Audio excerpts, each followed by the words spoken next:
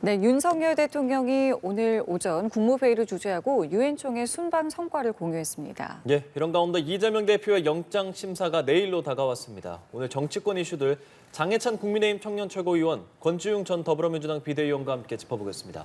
두 분 어서 오십시오. 안녕하세요. 안녕하십니까. 예, 저희도 앞서 전해드렸습니다마는 윤 대통령이 이제 오늘 오전에 국무회의를 통해서 뉴욕 순방 성과에 대해서 공유를 했는데요. 두 분께서 이 발언 어떻게 들으셨는지 먼저 좀 짧게 들어보도록 하겠습니다. 네, 일단은 이 4박 5일, 5박 6일 정도의 짧은 기간 동안 41개국과 양자회담을 성사시켰다는 것 자체가 윤석열 대통령과 대통령실 정보부처 외교 라인들의 노력이 빚어낸 결과가 아닐까 싶습니다. 실제 리셉션 등을 통해서 만난 정상을 포함하면 47개국을 만나게 된 것인데요. 부산 엑스포에 대한 지지와 함께 지금 북러 군사 협약 등 한반도 안보를 위협하는 분위기에서 국제사회의 강력한 연대와 공조를 바탕으로 규탄하는 여론을 조성하는 것, 그리고 엑스포 유치 이후에도 우리나라가 이제 대중 무역 수출 의존도를 계속해서 줄여나가야 하는 상황입니다. 네. 중국과의 관계가 이번에 한덕수 총리가 시진핑 주석을 만나고 온 것을 계기로 해빙 모드로 들어간다 하더라도 필연적으로 이제 기술 격차나 여러 가지 여건들 때문에 중국에만 의존하던 무역 체계를 좀 바꿔야 하는 상황인데, 유럽이나 중동, 아프리카 등 그동안 우리의 입장에서 이 주요 시장이 아니었던 곳들의 활로 개척에 있어서도 이러한 적극적인 정상 외교는 도움이 크게 될 것으로 보여지고 있고요. 실제로 윤석열 대통령이 나토를 2번 연속 방문한 이후에 폴란드를 비롯한 동구권에서 우리나라 방산 수출이 폭증하지 않았습니까? 이번 유엔 총회 이후에도 이 만났던 41개국에서 새로운 시장이나 새로운 무역 수요가 개척될 수 있다는 데 좀 기대감을 가지고 있고, 한 가지 더 짚고 싶은 것은 이제 교사들의 권리, 네. 교권 회복을 위한 법안이 21일 본회의에서 통과되어서 공포가 되었습니다만 후속 조치들이 또 많이 필요합니다. 원래라면 오늘 25일 본회의에서 그 후속 조치와 관련된 법안도 통과가 돼야 하는데요. 그렇죠. 아시는 것처럼 민주당에서 이재명 대표 체포동의안 가결 이후에 원내 지도부가 사퇴하면서 오늘 본회의 자체가 무산됐습니다. 여기에 대한 아쉬움이 좀 있지 않으실까 싶은데, 아무리 당내 이슈나 당대표 체포되느냐 마느냐가 중요하다고 해도 수많은 민생 법안이 통과되어야 할 본회의 자체를 열지 않는 이 결정에 대해서는 민주당에서도 정말 말로만 민생을 중시하는 게 아니라면 행동으로 화답하는 조치가 좀 나왔으면 좋겠습니다. 또 하나는 그 한덕수 총리의 해임 건의안에 대해서 좀 언급이 있지 않을까 이 부분이었고, 또 하나는 이재명 대표에 관해서도 지금까지 계속 좀 어떤 특별한 대응을 하지는 않고 있거든요. 이런 부분들은 좀 어떻게 보셨는지요? 일단은 순방 가셔서 다른 국가 정상들 만나는 것처럼 야당 대표 혹은 아니면 야당 인사들을 좀 만나왔다고 하면 지금처럼 한국의 국내 정치가 이렇게 어지럽진 않았을 것 같아요. 근데 이제까지 대통령이 되신 다음에 한 번도 야당 대표를 만나지 않은 유일한 대통령이 되셨는데, 그런 부분도 좀 자성이 필요하지 않을까 싶고요. 사실 엑스포 홍보를 위해서 다른 국가들을 만난 것 자체는 비판할 이유는 없을 것 같습니다. 하실 수 있는 노력을 하셨다고 생각하고요. 그 국무총리 해임 건의안 관련해서는 국무총리는 국회 인준이 필요한 자리입니다. 예. 근데 이제 국회에서 해임 건의안이 나왔다고 하는 건 국회에서 불신임하고 있다는 것이에요. 그러면 저는 당연히 입장이 나와야 된다고 생각합니다. 그 해임 건의안을 받아들여서 국무총리를 사임시키든지, 아니면 그렇지 않아야 될 이유가 있다고 하면 최소한 국회에 설명을 해야죠. 근데 아무런 대답도 하고 있지 않다는 건 국회 자체를 무시하는 것과 같습니다. 그러니까 국회에서 어떤 결정을 하더라도 본인의 의사와 다른 의사결정에 대해서는 언급하지 않거나 비토하겠다, 이런 일관된 모습을 보이고 있는데, 저는 대통령께서 정치를 하셔야 되는데 그게 아니라 자신의 주장만 강변하고 계셔서 계속 우려가 됩니다. 예, 알겠습니다. 윤석열 대통령의 국무회의 주재했다는 것에 대해서 좀 이야기 들어봤고요. 그리고 정치권에서는 역시나 이재명 대표에 대한 이야기가 가장 화두입니다. 토요일에 이제 단식을 중단했고 영장 심사 매일 열립니다. 아무래도 단식을 중단한 지 얼마 되지 않았고 몸이 좀 안 좋지 않을까, 출석을 할 수 있을까, 이런 얘기도 좀 나오는데 어떻게 연기를 할까요? 아니면 나오게 될까요? 어떻게 생각하세요? 일단 제가 알고 있기로는 그 몸을 회복 중인데, 사실은 아주 오랜 기간 단식을 하셨기 때문에 회복하려면 시간이 훨씬 더 많이 걸립니다. 근데 지금 이재명 대표님의 의지는 되게 견고해서 내일 출석하지 않을까 이렇게 전망하시는 분들이 많더라고요. 가까이 계시는 분들도 그래서 아마도 출석하시지 않을까 싶고요. 지금까지 뭐 영장실질심사 연기와 관련된 이야기가 안 나오는 걸 보면 내일 예정대로 영장실질심사가 진행될 것 같습니다. 예. 뭐 장해찬 최고위원께서는 어떻게 생각하고 계세요? 뭐 이재명 대표가 기일 연기를 아직까지 요청하지 않았다면 예. 내일 출석할 가능성이 높은 것 같고요. 네. 언론 보도를 보면 건강 회복 속도가 상당히 빠른 것 같습니다. 그리고 영장실질심사는 본인이 출석하지 않으면 상당한 또 불이익을 받을 게 예상되기 때문에 출석하는 게 마땅하다라고 생각이 되고요. 네. 일단은 국회에서 이 사람을 구속해도 된다라고 사법부에 이야기를 한 것입니다. 그렇기 때문에 저는 구속을 하지 않으면 오히려 사법부가 국회의 뜻을 거스르게 되는 것이다라는 말씀을 좀 드리고 싶고, 이제까지 10명의 현역 국회의원이 체포동의안 가결로 영장실질심사를 받았는데 80%에 해당하는 8명이 구속되었습니다. 그 20% 2명 중에서도 1명은 심사에서 본인의 죄를 인정하고 자백했기 때문에 구속이 안 된 것이거든요. 결국 10%가 아닌 90%는 영장에 발부되었는데요. 이재명 대표가 그 10%에 속한다고 보기는 어려운 만큼 민주당도 이재명 대표 구속을 상수로 두고 뭔가 화합과 탕평의 정당 운영에 대해서 고민을 해야 되는데, 오히려 체포동의안 가결 이후에 정말 살벌해지고 있지 않습니까? 박강원 원내대표 사퇴하고 예. 비명계 지명직 최고위원 송갑석 의원 사퇴하고 네.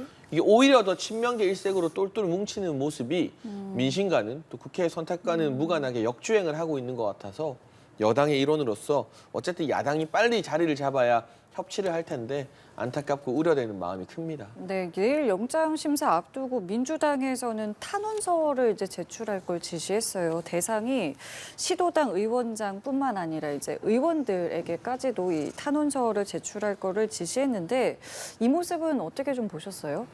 일단 민주당에서는 지금 정치를 하고 있는 검찰의 행태가 매우 네. 부적절하다고 일관되게 이야기해오고 있습니다. 거기에 대해서 법원에도 의사를 전달하는 거에서 이것 자체가 국민의힘이 말하는 것처럼 뭐 부당하게 사법에 개입하고 있다 이렇게 말할 것은 저는 아니라고 보고요. 어쨌건 많은 분들이 방탄국회를 운영해서 사실은 이재명 대표의 영장실질심사를 막는 것 아니냐라고 하셨는데 민주당은 가결 결정을 한 겁니다. 그래서 영장실질심사를 받으러 가게 된 거고 네. 거기에 있어서는 장해찬 최고께서 사실은 가결되게 되면 사과한다고 하셨지 않습니까? 단식 사과 자체가 했어요. 아 그래요? 네네네. 제 페이스북에도 올렸어요. 아, 그렇습니까? 민주당 내에도 건강하고 양심 있는 분들이 많구나라고. 네. 네. 지난주에 네. 확실히 가결할 거다, 뭐 장해찬 최고위원 얘기하셨던 거에 대해서 지금 얘기하시는 구결할 구결할 거다라고 할 거라고 거. 네. 네.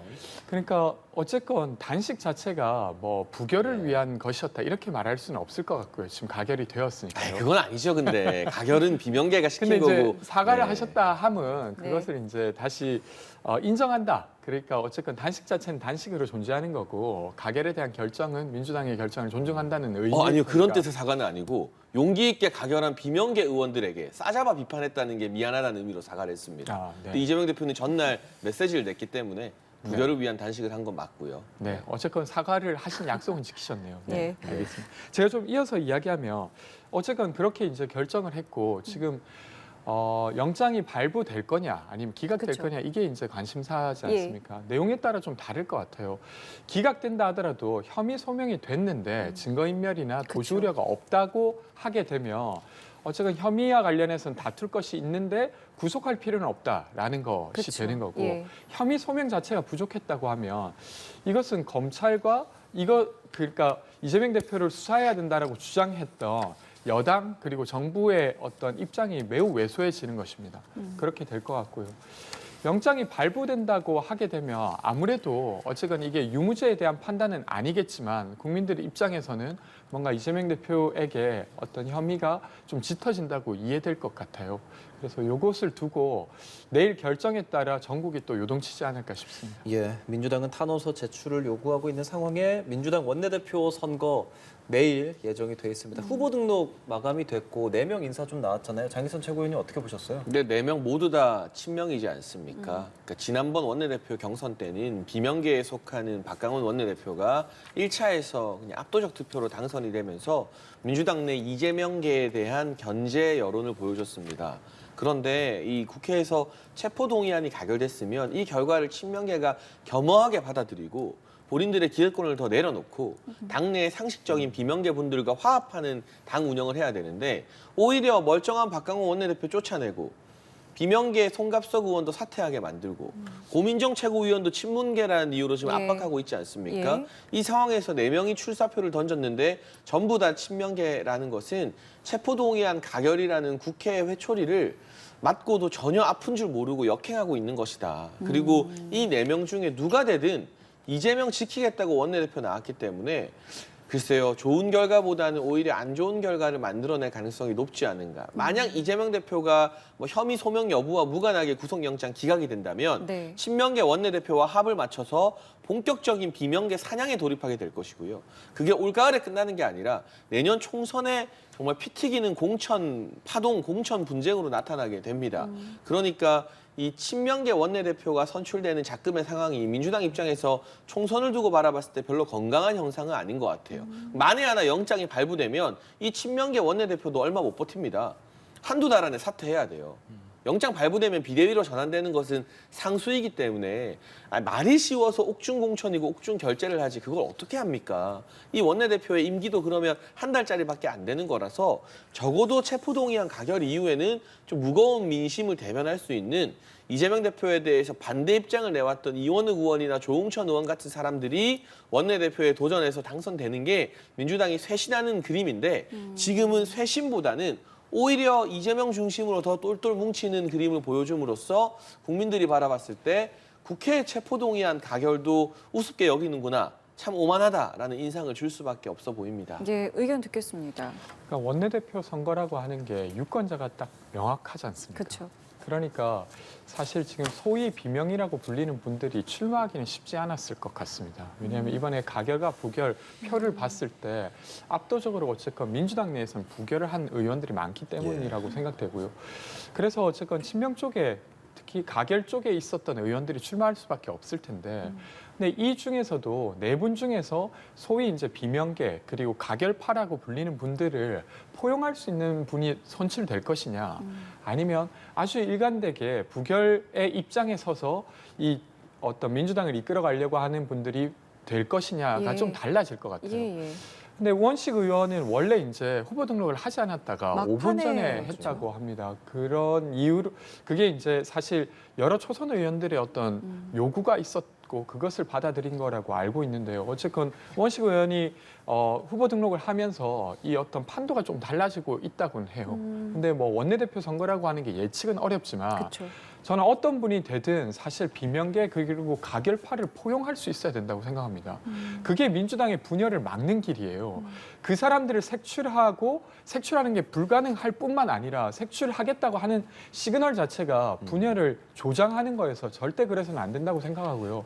좀 민생을 다룰 수 있는 원내대표가 좀 뽑히면 좋겠습니다. 이제 내일이 선거고 이재명 대표 영장 심사도 내일이잖아요. 네. 뭐 후보 간의 합의 가능성, 추대 가능성 이런 얘기도 나오는데 4명 중에서 실질적으로 그런 아까 말씀하신 가결파를 포용할 수 있는 인원이 뭐 특별히 눈에 띄는 분이 계십니까? 뭐 제가 딱 특정인을 찍기는 어려운데 근데 이분들이 사실 이 4분 중에 몇 분들은 사실 관계가 있는 편이고 해서 서로 이야기를 해서 좀 후보를 어떤 단일화할 수도 있다고 저는 생각됩니다. 그래서 그런 여지는 남아 있다고 생각하고요. 왜냐하면 사실 지금은 원내대표 선거를 아주 치열하게 하기가 좀 어려운 상황입니다. 누가 되든 사실은 지금 통합을 해야 되는 상태이기 때문에 네. 그래서 어쨌든 대진표가 확정된 상황인 만큼 내일 이제 원내대표 선거를 하기 전에 좀 추대되거나 이런 흐름도 저는 만들어지지 않을까 생각합니다. 예. 뭐 이런 상황에서 내부적으로 뭐 이거를 어떤 해석을 좀 해봐야 될까요? 비명계 이상민 의원이 유쾌한 결별을 통해서 국민적 심판을 받도록 하는 방법도 있다. 유쾌한 결별을 언급을 했거든요. 뭐 어떻게 좀 의미를 좀 해석을 하셨는지요? 근데 사실은요, 이렇게 체포동의안이 가결되는 일이 국회 역사상 10명밖에 없었는데 그동안 네. 이게 가결될 정도면 탈당해야 돼요.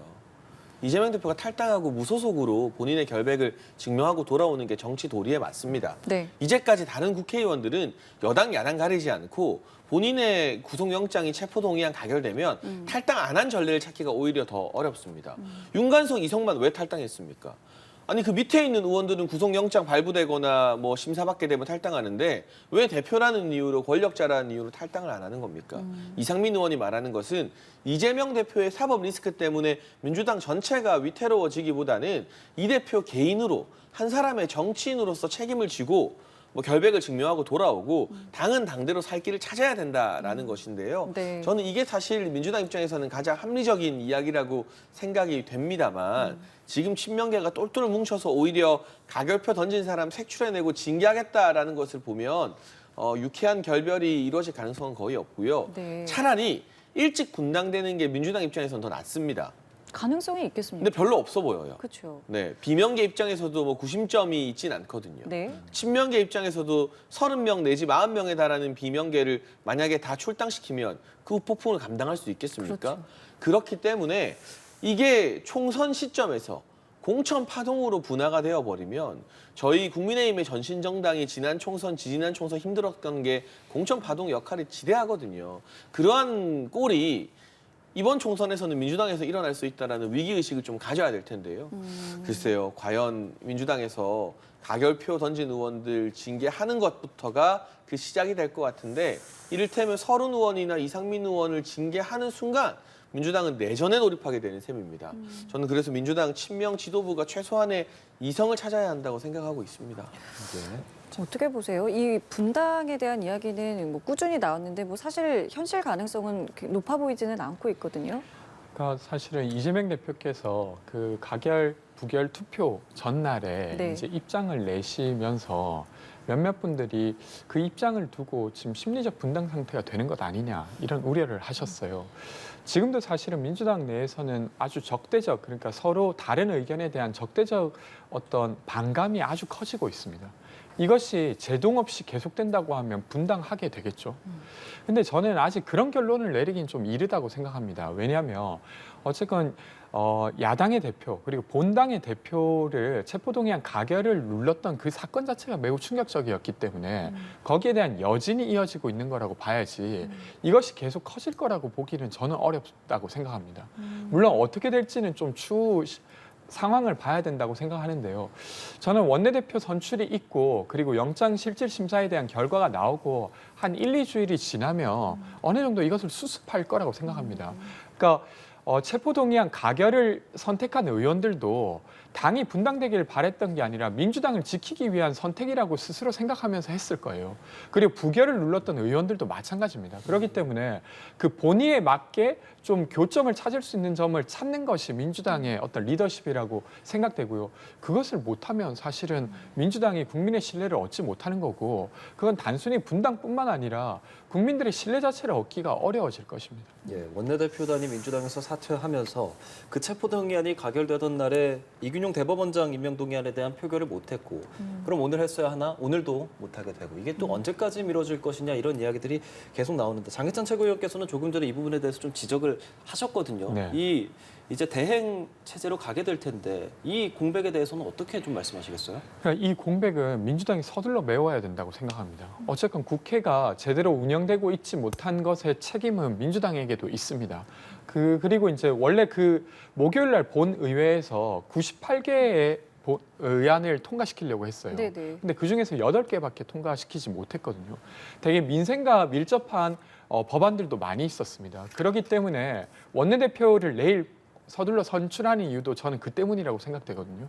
그래서 그런 다음에 본회의에서 이 어떤 법안 심사뿐만 아니라 대법원장에 대해서도 서둘러 판단해야 된다고 생각하고요. 근데 대법원장과 관련해서는 하나 더 이야기 드릴 것은 추천된 대법원장 후보자가 너무 엉망이에요. 예. 그러니까 법을 모르는 법관을 대법원장으로 임명하겠다. 그리고 다른 타인에게는 아주 엄격하게 재산 신고 누락에 대해서 판결을 내리지만 자신에게는 여러 차례 신고 누락이 있어도 몰랐다는 것으로 일관하는 내로남불 대법원장을 어떻게 임명하겠습니까? 저는 이게 논의된다 하더라도 부결될 가능성이 높다고 생각합니다. 그렇죠. 근데 거기에 대한 책임은 민주당에 있는 것이 아니라 사실은 자격이 없는 대법원장 후보자, 그러니까 대법원장이 되면 6년 동안 임기를 하게 됩니다. 자격 없는 사람은 어떻게 6년 동안 대법원장을 시킵니까? 그러니까 그 사람을 추천한 여당에 있지 않나 싶습니다. 그러니까 지금 문제가 이게 본회의가 열려도 열려도 부결 가능성이 있으면 공백은 장기화되는 거거든요. 근데 제가 88년생인데요. 예. 88년도에 대법원장 부결된 이후로 단 한 번도 대법원장이 부결된 적이 없어요. 예, 그러니까 제 기준에서는 태어나서 처음 보는 광경이 셈입니다. 그렇겠네요. 이균용 후보자가 청문회에서 지적받은 부분이 있습니다만 그게 지난 36년 동안 수많은 대법원장들이 지적을 받았던 흠결보다 더한 것입니까? 저는 그렇다고 생각하지 않고요. 만약 부결시키면 그 후폭풍이 민주당을 던질 것이고 뭐 가정을 하는 건 적절치 않지만 네. 그 이후에는 훨씬 더 강한 보수 성향의 대법원장 후보자를 지명해야 된다고 생각을 합니다. 이균용 후보자 정도면 민주당에서 충분히 인준을 해줘야 될 중도 성향의 특별한 정치적 성향을 전혀 드러내지 않았던 그야말로 재판만 하고 우직하게 일만 했던 판사인데 만약 이균용 후보자를 부결시킨다? 그 대가는 민주당이 치러야 되는 것이고요. 만에 하나 민주당이 네. 총선 때까지 대법원장을 비워두겠다라는 꼼수를 쓴다면 이 사상 초유의 사법 공백 상태에 대해서도 거대 야당이 책임을 져야 하는 것이고 이게 단순히 대법원장 한 자리가 없어지는 게 아니라 대법관 전원 합의체 판결도 다 스톱이 되고요. 내년도에 있어야 될 법원 인사도 할 수가 없어지고 또 내년 1월 1일에 대법관 2명이 사퇴합니다. 후임 대법원장이 후임 대법관을 임명 제청해야 되는데 이게 공백이 너무나 많이 일어나기 때문에 민주당도 사실 이재명 대표의 구속 여부만 아니면 이렇게 비이성적인 판단을 할 일이 없습니다만 결국 이재명 대표 체포동의안 가결했다고 목리를 부리는 것이잖아요.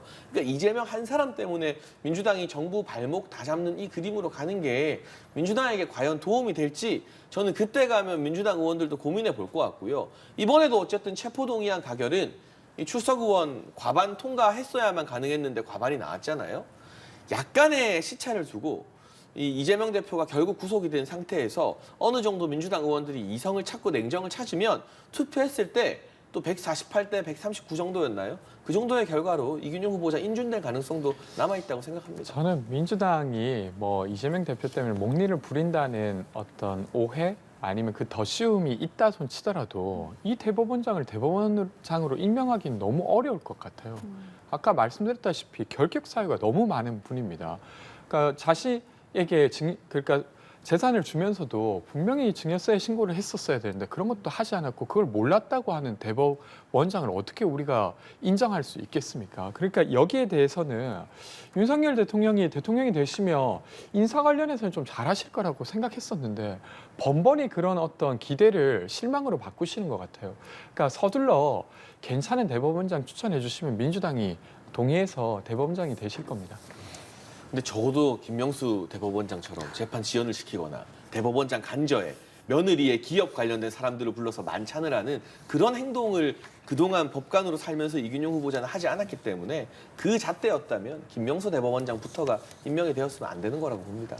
알겠습니다. 자, 그리고 이 내일 있을 이 영장 실질심사의 영장 담당 판사도 이제 정해졌잖아요. 근데 이것과 관련해서 김의겸 의원이 이런 발언을 했습니다. 그러니까 검찰이 영장 전담 판사를 그러니까 유리한 쪽에 정당 판사를 선택을 했고 알고 보니 이 선택된 판사가 한동훈 장관의 동기였다 이런 이야기를 했더니 일단 이제 법무부와 여당에서는 사실이 아니라고 했고 김 의원도 내 취재에 좀 구멍이 있었던 것 같다라고 발언은 했습니다. 지금 이 사안을 좀 어떻게 보셨습니까? 일단 김의겸 의원은 입만 열면 거짓말이잖아요. 이렇게 가짜뉴스를 단기간에 많이 퍼뜨리는 정치인이 대한민국 역사에 또 있었나 모르겠습니다. 한결의 후배들이 부끄러워서 고개를 들고 못 다닌다고 하더라고요. 김의겸 의원 이야기만 나오면. 그리고 이게 사실관계도 틀린 게요. 서울대 법대 동기가 아니라는 것은 이미 드러났지만 예. 유창훈 판사 같은 경우는 돈봉투 이성만 의원 구속영장 기각시킨 사람이에요. 저희 국민의힘의 시각으로 보면 이성만 의원 같은 경우도 이정근 전 부총장과의 녹취록이라는 명백한 증거가 있지 않습니까? 그럼에도 불구하고 이성만 의원을 기각시켰다. 또 박영수 전 특검에 대해서도 1차 기각을 시켰다. 기본적으로 웬만해서는 영장을 좀 기각시키는 편이구나라는 선입견을 오히려 저희가 가지고 이 유판사에 대해서 이번에 똑바로 해라라고 말해도 모자랄 지경인데 네. 이게 뭐 한동훈 장관이 선택하고 이 국민의힘에게 유리한 판사라고 하는지 약간의 사실관계만 검색해봐도 알 수 있을 것 같은데 누가 김의겸 의원 사무실에 인터넷을 깔아드려야 될 것 같아요. 검색 좀 해보고 말씀을 하시라고. 이런 분이 민주당의 대변인을 계속 역임했었고 민주당의 국회의원으로 스피커로 활약을 하고 있다는 것 자체가 그냥 민주당의 수치가 아니라 21대 국회의 소치라고 생각합니다. 예. 김의겸 의원의 발언 논란 뭐 사실 이번이 처음은 아닙니다. 네. 어떤 관점에서 보세요? 일단 저는 부적절했다고 생각합니다. 차당 의원이긴 하지만 일단은 사실관계가 틀렸고 저는 설사 법대 동기였다 한들 그걸 가지고 정치적 어떤 판단을 할 거라고 주장하는 것 자체가 그러니까 사실 저희가 이런 거잖아요. 그러니까 양 진영에 좀 유리하거나 불리한 판단들이 법원에 의해 결정이 될 때가 있습니다. 근데 그때마다 그 판사의 성향을 물고 늘어진다고 하는 건 저는 매우 적절하지 않다고 생각해요. 판사도 인간이기 때문에 어떤 편향이 있을 수 있습니다. 근데 그 편향이 되게 구체적으로 그 재판 결과에 관여했다는 그런 증거 없이 판사가 누군가랑 가까워서 저런 판단을 내렸다는 것 자체가 어쨌건 우리가 법원이라고 하는 곳은 사법부라고 하는 곳은 저희가 좀 판단 내리기 어려운 것들을 맡기는 최후의 보루지 않습니까? 거기에 대한 권위를 만들어주는 쪽으로 논의를 해야 되지 그 권위를 계속 깎아내리는 방식으로 하게 되면 우리가 어떤 논쟁적인 것들을 다룰 방법 자체가 없어지는 겁니다. 그래서 그렇게는 하시면 안 된다고 생각하고 이번에 김의겸 의원은 잘못 말하신 거라고 생각됩니다. 근데 이 사안 자체에 대해서 두 분 다 부정적인 말씀해 주셨는데 해명도 뭐 이렇게 뭐 본인이 어쨌든 이제 잘못된, 그러니까 뭐 사실관계가 좀 부적절했던 그 부분에 대해서 사과를 했다기보다는 오히려 한동훈 장관 측이 이제 본인에게 좀 관심이 있는 것 같다. 이런 식의 좀 해석과 해명을 좀 내놨더라고요. 이런 반응들은 좀 어떻게 보셨습니까? 그것도 부적절하죠. 그러니까 어쨌건 예. 이게 이제 그냥 동기인 건 맞는데 네. 그렇게 보긴 어렵다 이런 상황이 아니라 일단 그 같은 학교의 동기가 아니었던 거지 않습니까? 학교를 다녔던 시기가 다르니까 사실관계가 틀렸기 때문에 깔끔하게 사과하는 게 맞았다고 생각됩니다. 이게 예를 들면요. 네. 막 한 여성에 대해서 누가 스토킹 범죄를 저지르다가 여성이 참다 못해 고발을 했어요. 그러니까 그 스토커가 아니 고발을 하다니 나한테 이런 관심을 보여주다니 이러는 거랑 다를 게 뭐예요. 너무 파렴치하지 않습니까? 국회의원의 신분을 이용해서 명백하게 거짓인 가짜뉴스를 퍼뜨렸는데 거기에 대한 법적 조치에 대해서 나한테 관심이 많다니 구속영장 기각될까 봐 겁을 먹었다. 이런 식의 해석을 덧붙이는 것. 제가 앞서 든 비유보다 파렴치하면 더 파렴치하지 덜하진 않다고 생각이 들고요. 민주당에서 이 정도면 김의겸 의원 징계해야 됩니다. 김의겸 의원을 징계하고 엄중 경고하는 게 민주당 지지율에도 훨씬 도움이 많이 될 거예요. 여튼 뭐 이런 부분은 깔끔하게 사과하시는 게 맞겠다 싶습니다. 예, 알겠습니다. 오늘 저희 두 분 말씀 여기까지 함께하겠습니다. 지금까지 장해찬 국민의힘 청년최고위원, 권지웅 전 더불어민주당 비대위원과 함께했습니다. 고맙습니다. 고맙습니다. 고맙습니다.